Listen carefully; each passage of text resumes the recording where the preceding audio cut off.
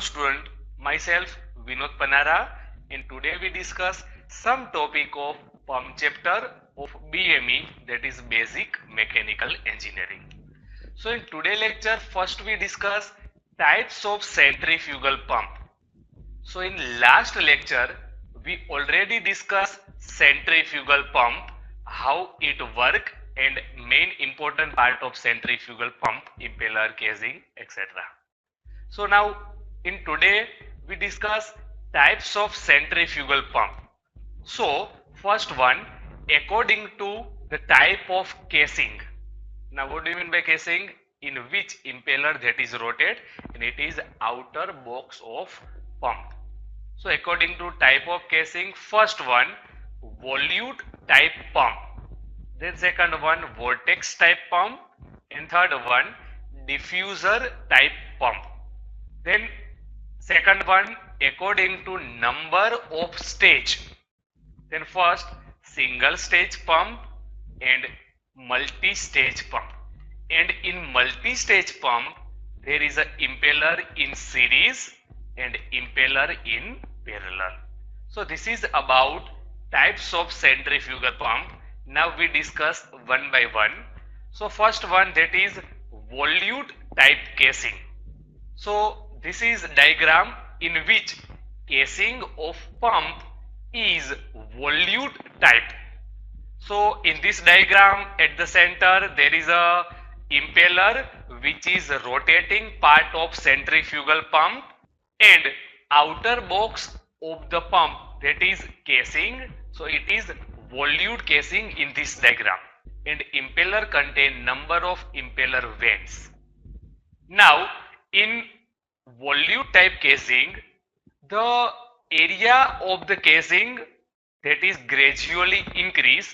So water which leave the impeller which has kinetic energy, but this casing is so designed that it convert kinetic energy of water into pressure energy, and this pressurized water that is delivered to particular application.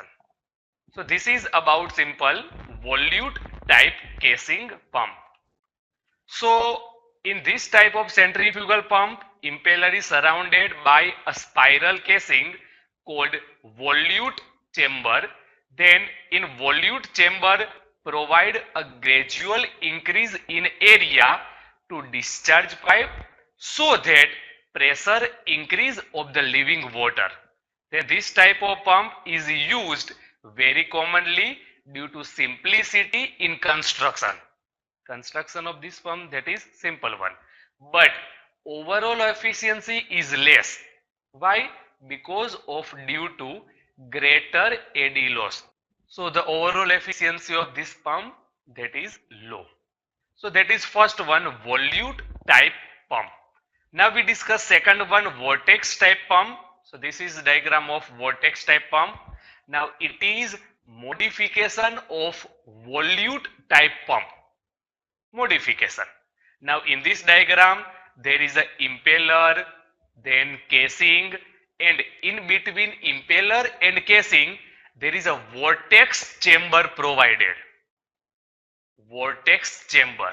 Okay. So water which is leaving from the impeller first enter into vortex chamber, and where their kinetic energy converted into pressure energy, and then it is transferred to the delivery pipe from casing. So this is simple modification of volute type pump. It reduce AD loss which is produced in the volute type, it reduce that loss. So it is modification of volute type pump. In this casing, vortex chamber is inserted between impeller and volute chamber. Then this arrangement reduce AD loss. Then the water leaving the impeller move freely in the vortex chamber, and its velocity head is gradually converted into pressure head. So this is about vortex type pump. First we discuss volute type casing, second vortex type pump. Then third one, that is diffuser type pump. So this is diagram of diffuser type pump. So in this diagram there is a impeller. Impeller means it is rotating part of centrifugal pump. So there is a impeller, and with impeller there is a diffuser. So on the surface of impeller there is a diffuser which contain number of guide blade, and then there is a casing and discharge pipe. So water leaving from the impeller, that is enter into diffuser, and when this water pass in between guide blade of diffuser, it is so designed that its kinetic energy of water that is converted into pressure energy, and this pressurized fluid that is transferred into casing, and then it is transferred into delivery pipe. So this is about diffuser type pump. In diffuser type pump there is a diffuser which contain large number of guide blade. So when water transfer in between guide blade, its kinetic energy converted into pressure energy, and this water transferred to a particular application. So this is about three type of casing of centrifugal pump. First, volute type, vortex type, and diffuser type. Now in this casing, impeller is surrounded by series of guide blade that is called diffuser. Then the passage of diffuser is gradually increasing area, so that velocity of water that is decrease and its pressure increase. In this type of pump, more pressure head is developed compared to volute and vortex type casing. Now we discuss single stage reciprocating compressor. So in single stage reciprocating compressor, there is only one impeller, and it is mostly used for lower head and lower discharge. Then second one, multi-stage centrifugal compressor, which contain more than one impeller, and these impeller are connected in series or parallel. So there are two type of multi-stage centrifugal pump. First, impeller in series, and second, impeller in parallel. Then we know in centrifugal pump, what do you mean by priming? Already discussed in last lecture. So priming is the process of filling suction pipe, casing, discharge pipe up to discharge valve with liquid before starting of pump. So this process is known as priming. So now there are various method of priming. First, manually. So we have to put water by funnel to the centrifugal pump. So we have to fill up water in the centrifugal pump up to delivery pipe manually. In this process, that is called manually priming. Then second one, priming with vacuum pump. So there is a one small vacuum pump which is attached at the delivery pipe of centrifugal pump. So when before starting of centrifugal pump, vacuum pump is started. So when vacuum pump start, so the air which is present in the casing, impeller pipe, delivery pipe, that is transferred toward the vacuum pump, and this air release from the vacuum pump. So that is about priming with vacuum pump. Then third one, priming with jet pump. So in this priming method, there is a jet pump which is also called nozzle, that is provided by jet pump. We have to provide priming in centrifugal pump. And last one, priming with separator. So there is a air separator which is attached at the delivery pipe of the centrifugal pump, and by this air separator we have to provide priming in centrifugal pump. So there are normally four methods of priming. First, manually priming. Second, priming with vacuum pump, third priming with jet pump, and fourth priming with separator. So next one we discuss bucket pump. So bucket pump, that is a single acting vertical reciprocating pump. So in bucket pump, in this diagram there is a handle, cylinder, bucket, which is also called piston, then suction pipe, delivery pipe, etc. Then there are two valve, suction valve and bucket valve, and there is also delivery valve. So in this diagram there is a suction valve and bucket valve. So one cycle in bucket pump, that is completed in two stroke. So in first stroke, bucket move in upward direction, then due to movement of bucket, suction valve open and water enter into cylinder. At the same time, water which is present at the upper side of bucket, that is transfer to a particular application from delivery pipe. So in first stroke, water enter into cylinder from suction pipe, and simultaneously water discharge to a particular application from delivery pipe. And in first stroke, bucket move in upward direction and suction valve open. Okay. Now in second stroke, bucket move in downward direction. So bucket valve open and water which is present at the bottom side of bucket, that is transferred to the upper side of bucket. So no suction, no discharge in second stroke. Only water transfer from lower side to upper side of bucket. So that is about bucket pump. So in bucket pump, it is a single vertical reciprocating pump. It consists of cylinder and piston with bucket type valve.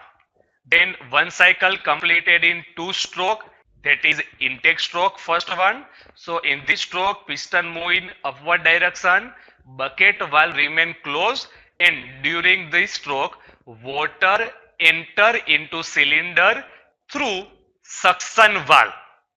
Okay. Then simultaneously liquid which is above the bucket is supplied to a particular application from delivery pipe. Then second, that is discharge stroke. So in this stroke, piston move in downward direction. So bucket valve open and liquid from bottom side of bucket, that is transferred to the upper side of bucket in the cylinder. So during second stroke, no suction, no delivery of liquid. Only liquid transfer from lower side to upper side of bucket. So this is about bucket pump. Now we discuss Vane pump. So Vane pump, that is one type of rotary pump. So in the Vane pump, there is a casing. Casing means outer box. That is called pump body or casing. In this diagram, there is a pump body. Then there is a rotor. Rotor continuously rotate in the casing, and there are number of sliding vane or plate which are attached with the rotor in the slot of the rotor. So there are number of sliding vane or plates that are attached with the rotor, and that are in elastic nature. So first, water that is enter into casing from inlet pipe, and this water that is stored in between two sliding vane or two plate. Now due to rotation of rotor, this sliding vane also rotate. So this water which is stored in between two vane, that is also transfer. Then after rotation, it is delivered to a particular application from outlet pipe. So in vane pump, due to rotation of rotor, vane also rotate, vane or plate that is also rotate, and liquid that is stored in between two vane that is also transfer and discharge at a delivery pipe to a particular application. In vane pump, it consists of stationary casing and cylindrical rotor. The cylindrical rotor contains sliding vane which are fitted to the radial groove of rotor. Sliding vane or sliding plate, okay, which are attached with the rotor in grooves. Then the vanes are free to move away from the center of rotor due to spring action and centrifugal force of rotation. This make tight contact between vane and casing during rotation. So when rotor rotate, liquid enter from the suction side is entrapped in the pocket between vanes and casing. This liquid is after rotation, it is carried by the vane and finally discharged to the delivery side to the particular application. So this is about vane pump, which consists of rotor, casing and sliding vane or plate. Then we discuss gear pump. So in this pump there are two gear, gear 1 and gear 2, or driving gear and driven gear, and these two gear that are placed in the casing. So outer box of gear pump, that is called casing. So gear 1 and gear 2 are placed in the casing. So when gear 1 rotate, gear 2 automatically rotate in opposite direction. So, okay. So first liquid that is enter from the inlet pipe and it is stored in the space at the suction side. Now when driving gear rotate, it means gear 1. Then gear 2 driven gear also rotate, and due to rotation of these two gear, water which is stored at the suction side, it is transferred and it is discharged from the discharge side to the particular application. So this is about gear pump and it is used in chemical industry. So in gear pump, it consists of two or more gear which mesh each other. The rotation of this gear provide pumping action. When the gear is primed, the liquid fill the space between the tooth of gear at the suction side. There is a filling of liquid at the suction side. Then when driving gear rotate, other gear also rotate in opposite direction, and a negative pressure difference that is created at the suction side due to rotation of gear, and due to pressure difference in the fluid tank and suction pipe cause the fluid that is run from the tank to the pump, and during further movement of gear, this store water that is pushed to the discharge pipe and it is transferred to a particular application from discharge pipe. So in this lecture we discuss types of centrifugal pump, then we discuss different method of priming, then we discuss bucket pump, gear pump and vane pump. So thank you for today's lecture.